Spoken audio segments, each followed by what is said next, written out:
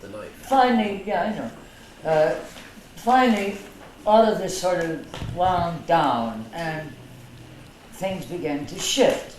Pads that had been active were no longer active. Groups had to push off and were looking for other places.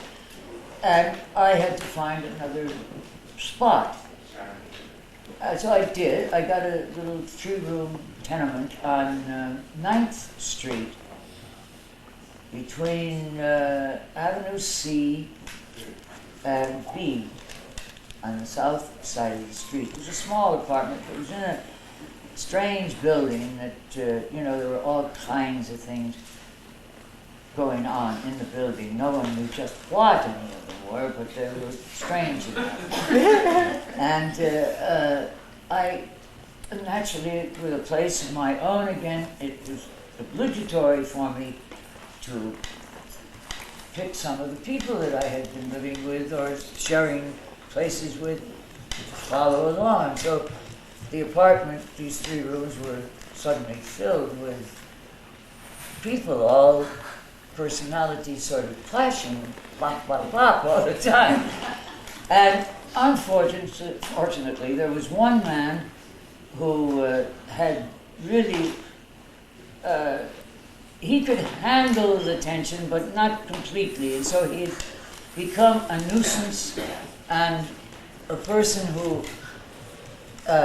would take over someone's place just like that, if given half a chance. He was sort of tough, and he would really go to the place of being physical.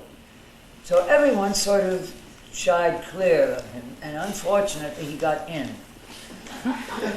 So things had finally, some people began to move away, and some were saying, well, these were women and men, and children. There were children with them sometimes too. Daughters, well, I don't remember so many sons, but daughters, yes. Little girls, beautiful children. And his name was George something, I can't remember what, and he was into music.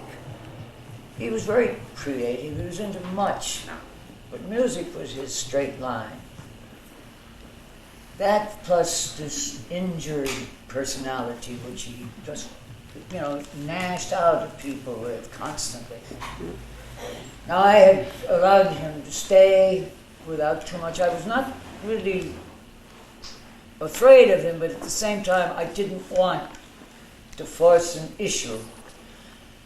Nevertheless, I didn't intend to have my place taken over by some mother who I didn't really want on the scene. So, I let him know that I wanted him out when he could find a place, but as soon as possible. And on this particular occasion, I had gone out to do some shopping, I think to get some candles. And as I was going to the candle shop, another person that I know was coming down the street carrying a machete. And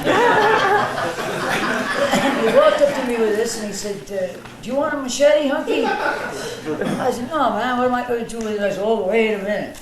I said, yes, I'll take it.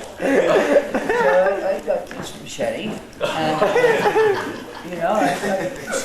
I'd run into somebody else, I can't remember who it was, but I've had with me just for good measure. I went somewhere in the corner.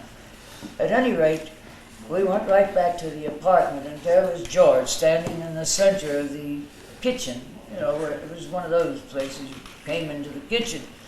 He was standing there kind of weaving around, and, hiya, Hunky, he said, everything all right? I said, yeah. I said, are you going to move?